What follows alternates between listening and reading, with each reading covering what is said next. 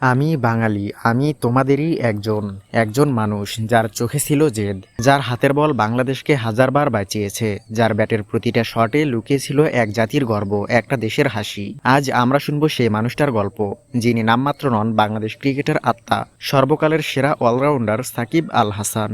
একটা ছোট ছেলে, হাতে ব্যাট, সামনে পিচ নেই, স্টেডিয়াম নেই, কোচ নেই, শুধু আছে স্বপ্ন আর একটু পাগলামি। মানুষ বলতো এই ছেলেটা একটু অন্যরকম, কেউ কেউ মজা করে বলে ওর মাথায় ক্রিকেট ছাড়া আর কিছুই ঢোকে না। হয়তো তারা ঠিকই বলেছিল, কে জানতো সেই অন্যরকম ছেলেটাই একদিন হয়ে উঠবে বিশ্বের সেরা অলরাউন্ডার। 6 আগস্ট 2006, বাংলাদেশ দলে নতুন একজন এসেছে, চেহারায় আত্মবিশ্বাস, চোখে আগুন আর মনে অদম্য সাহস। তখন কেউ জানতো না এই ছেলেটাই একদিন বাংলাদেশ ক্রিকেটকে বদলে দেবে, বিশ্ব ক্রিকেট শাসন করবে নিজের মতো করে, একদিন পুরো বিশ্ব তাকে চিনবে দ্য ড্যাডি অফ অলরাউন্ডার হিসেবে। যখন বাংলাদেশের সাকিব বল করতে আসে তখন প্রতিপক্ষের চোখে ভয় দেখা যায়, যখন ব্যাট হাতে নামেন তখন পুরো দেশ আশা নিয়ে তাকিয়ে থাকে, কারণ আমরা জানতাম এই মানুষটা চাইলে একাই পুরো ম্যাচ ঘুরিয়ে দিতে পারে। তিনি সেটা পারতেনও। তার সেই জাদু দেখার জন্য অপেক্ষায় থাকতো কোটি কোটি ভক্ত, তার জাদু দেখার জন্য গোটা দেশ এক হয়ে যেত। কিন্তু জীবন তো শুধু হাততালি নয়, সমালোচনা, চাপ, প্রত্যাশা সবসময় ছায়ার মতো লেগে থেকেছে।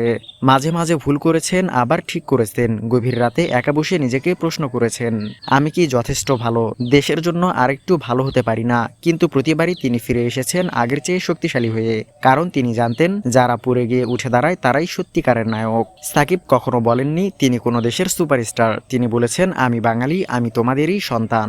একদিন খারাপ খেলায় যখন হাজারো সমালোচনা চলে তখনও রাতে তিনি চুপচাপ অনুশীলন করেন, কারণ তিনি জানেন বাংলাদেশের পতাকা কাঁধে নিয়ে মাঠে নামা মানে যুদ্ধ। তিনি বলেন বাংলাদেশের জন্য খেলতে পারাটাই সবচেয়ে বড় গৌরব। তোমরা আমাকে ভালোবাসতে পারো, ঘৃণাও করতে পারো, কিন্তু জেনে রাখো আমি তোমাদেরই একজন। হাসির আড়ালে থাকে চোখের পানি, জয়ের উল্লাসের পেছনে থাকে হাজারটা কষ্ট, পরিবার থেকে দূরে থাকা, ইনজুরির ব্যথা লুকানো, দেশের জন্য নিজের জীবনটাকে পিছনে ফেলে দেওয়া, এগুলো কেউ দেখে না। যখন তিনি মাঠে নামতে পারেন না তখন তার চেয়ে বেশি কষ্ট আর কেউ পান না, কারণ মাঠই তার ঘর, বাংলাদেশই তার পরিবার। যখনই তিনি মাঠে নামেন পুরো স্টেডিয়াম গর্জে ওঠে সাকিব সাকিব প্রতিধ্বনিতে। এই ডাক শুধু নাম নয়, এটা বিশ্বাস, অনুভূতি, ভালোবাসা এবং গর্ব। তিনি কখনো তার দেশকে ছোট হতে দেননি। তিনি জানতেন বাংলাদেশ যদি কাউকে নিয়ে গর্ব করে তাহলে সেটা অর্জন করতে হয় ঘাম, রক্ত আর আত্মবিশ্বাস দিয়ে। সাকিব শুধু একজন ক্রিকেটার নন, তিনি বাংলাদেশের স্বপ্নের প্রতীক, বাঙালির লড়াইয়ের প্রতিচ্ছবি।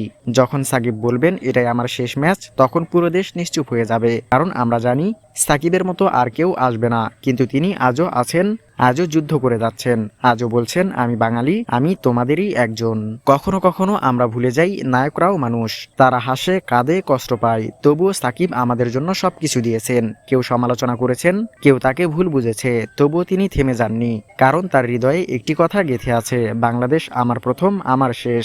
আজকের গল্পে শুধু একজন ক্রিকেটারের কথা বলা হয়নি, আজ বলা হয়েছে একজন বাংলার ছেলের গল্প, যিনি কোটি মানুষের হৃদয়ে জায়গা করে নিয়েছেন। তিনি যেদিন মাঠে নামেন সেদিন আমরা সবাই একটু বেশি বাঙালি হয়ে যাই, কারণ আমরা জানি তিনি আমাদেরই একজন, তিনি সাকিব আল হাসান, তিনি বাংলাদেশ।